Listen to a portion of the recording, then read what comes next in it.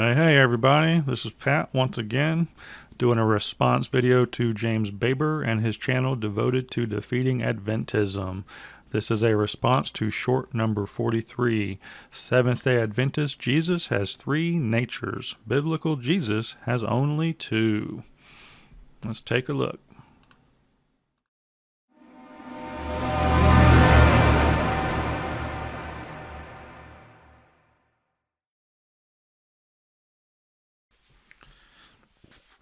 Alright, in today's video, I'm actually just going to let him talk without jumping in a whole lot because we've already gone through this one before with James, including every single source he's about to show.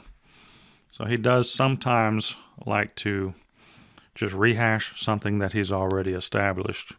I'm going to assume that's because he likes to be very consistent on how often he posts, but sometimes he's just in a rush. So he slaps together something he's already done before. Let's take a listen. Well, it's time for another video to prove the Seventh-day Adventist church, religion, whatever you want to call it, is not Christian. And it's not Christian because of the Jesus that it has created. So what do I mean by that? So we're going to look at the Jesus Seventh-day Adventism has created. And I want you to look with me right here. Here is the October of 1896 Signs of the Times. And you can say when they talk about Jesus, he took the form of a servant, becoming an angel among angels that he might redeem angels. Jesus became an angel. Look with me again here. June 1911. The eternal word gave himself. Now we know we're talking about Christ. He took the form of a servant, becoming an angel among angels that he might redeem angels. Where does the Bible say Jesus is going to redeem angels? But more on this nature of Christ. And look with me here. Here we are, Signs of the Times, 1912, and they're very clear. You can look at the head of the article. He took the nature of angels. To put on the nature of angels, and thus it is that he, Jesus, brought to view as, well, Michael the archangel. Seventh-day Adventist Jesus has the nature of an angel. All right, so in video 38, he was talking about this stuff, and he just mentioned Michael the archangel. I talk about that stuff in the video 38.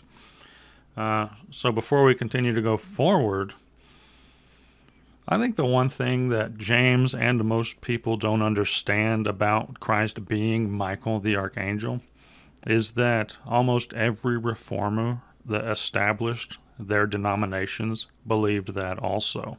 I said this in a previous video, but I just feel like I should hash it out real quick. John Calvin, the Calvinist; John Wesley, the Methodist; Charles Spurgeon, the Baptist. It's just on and on, dude. I could literally name probably 15 different ones. Every denomination who had a founder and the original reformers believed that Jesus was Michael. Does the Bible say Jesus has the nature of an angel? Matter of fact, what does the Bible say Jesus has a nature of? I think even you Adventists know this. Look here, Philippians 2, 5 through 8.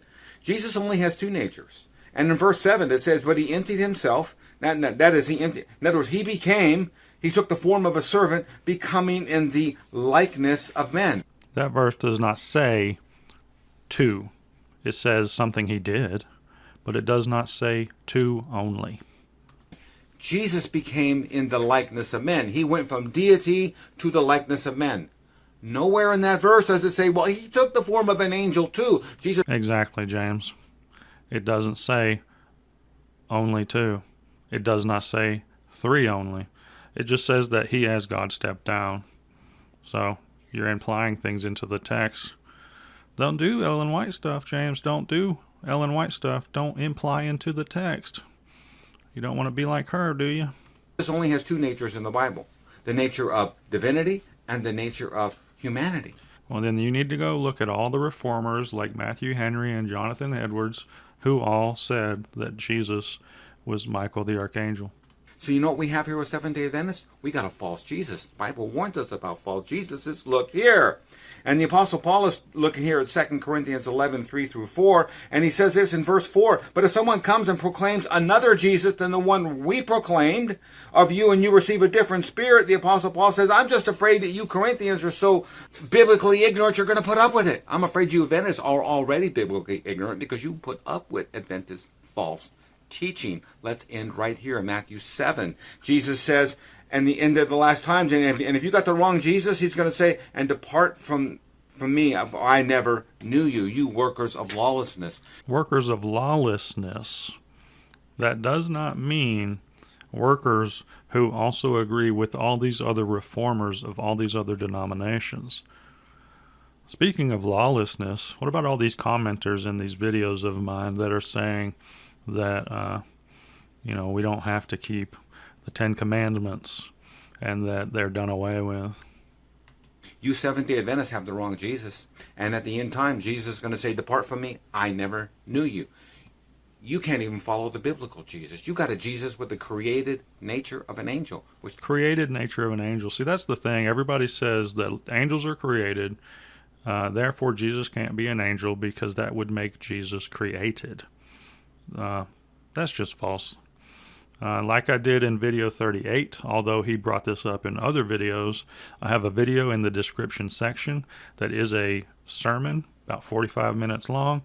It is straight from the Bible only, verse after verse after verse, that establishes both Old Testament and New Testament that Jesus is the archangel.